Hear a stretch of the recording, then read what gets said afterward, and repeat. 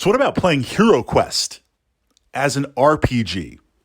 The idea behind the classic dungeon crawler of treasure, exploring rooms, fighting monsters, the perspective of the overlord or the player controlling the monsters, adding a little bit of that RPG element, getting into character.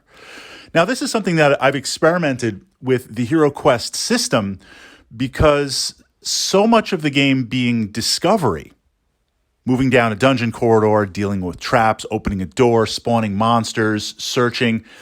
There's opportunity to interact with the players beyond just the tactica and beyond just rolling the dice. And previously, we were exploring, I posted up to my channel here under the HeroQuest playlist, some tactics of looking at this game from the perspective of almost a war game.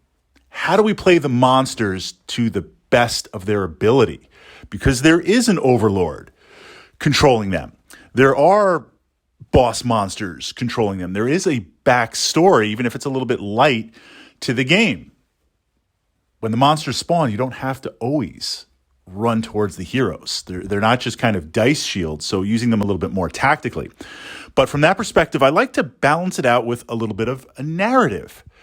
So this idea that when the players enter a room, spawn some orcs, what are they doing there? I mean, often just in the moment looking at the quest and looking at the furniture of the room, when they open the room, I like to deploy the furniture first, if there is any.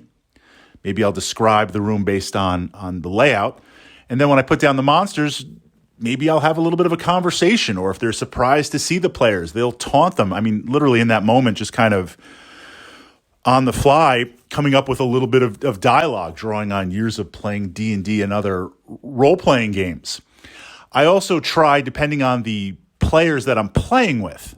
Now, different groups, is this a group of players that we regularly game with, we regularly play with, so I know them, I know their player personality, they know me? Or is this more of an open group? Because certainly HeroQuest I'll bring to the gaming club as a way to introduce players to this, not only this amazing title, but also have them jump into the board gaming hobby. So I might not personally know them from that perspective. But if it's appropriate in good nature, HeroQuest is a dice-based game. I mean, you're jacked up, you roll those dice and you just miss. Or what's even better, you score multiple hits, and then when I roll, I score multiple blocks. I mean, there's those moments where you're like, really? From that perspective, when that happens, I'll have the monsters taunt the hero.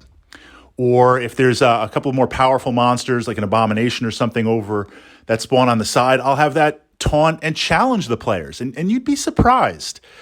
Issuing a challenge to the barbarian, every now and then a player will get into it. Tactically, it makes no sense because it might be a position in the room or the layout of the dungeon where they've got the monsters completely bottlenecked in. So they're going to be able to engage one-on-one or two-on-one. You know, kind of breaking that layout would now let me pour the monsters in.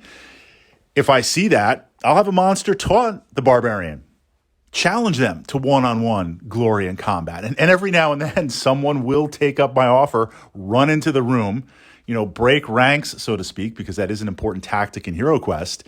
And then I'll be able to not only have some fun beating on them, but it opens up a lot more tactical possibilities. So I'd like to encourage, and not just with HeroQuest, even though this is a HeroQuest vlog, but other dungeon crawlers where you have one versus many, where players control a character and one player controls the dungeon itself.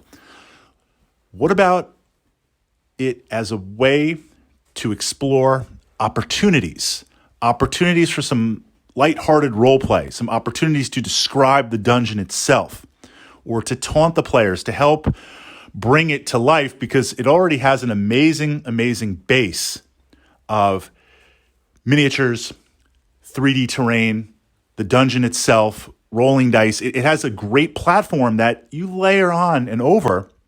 I mean, it does have leveling up with gear.